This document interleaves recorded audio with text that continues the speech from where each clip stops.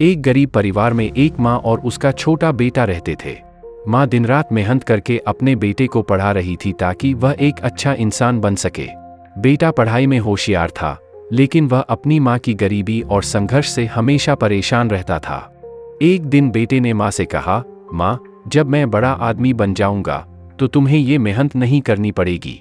मैं तुम्हें रानी की तरह रखूंगा। माँ मुस्कुराई और बोली, बस तू अपना ध्यान पढ़ाई पर रख बेटा, यही मेरे लिए सबसे बड़ी खुशी होगी। समय बीतता गया। बेटा पढ़ लिख कर एक बड़ा अफसर बन गया।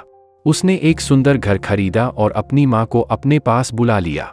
अब उनकी जिंदगी सुख सुविधाओं से भर गई थी। लेकिन धीरे धीरे बेटे की सोच बदलने लगी।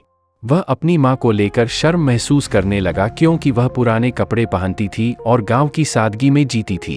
एक दिन उसने अपनी माँ से कहा, माँ, अब तुम्हें समाज के हिसाब से बदलना होगा। माँ चुपचाप उसकी बात सुनती रही। उस दिन रात को उसने बेटे के लिए रोटी बनाई। रोटी थोड़ी जल गई थी। बेटा गुस्से में आ गया और बोला, माँ, तुमसे एक रोटी भी ठीक से नहीं बनाई जाती, ये जल गई है। माँ ने धीरे से मुस्कुराते हुए कहा, बेटा, जब तू छोटा था और मैंने तुझे पहली बार खाना खिलाया था, तब भी तेरी रोटियां जल जाती थीं। लेकिन मैंने तुझे कभी डांटा नहीं, क्योंकि माँ का प्यार रोटी की परफेक्टनेस से ज्यादा होता है। बेटे की आंखों में आंसू आ गए। उसे अपनी गलती का एहसास हुआ।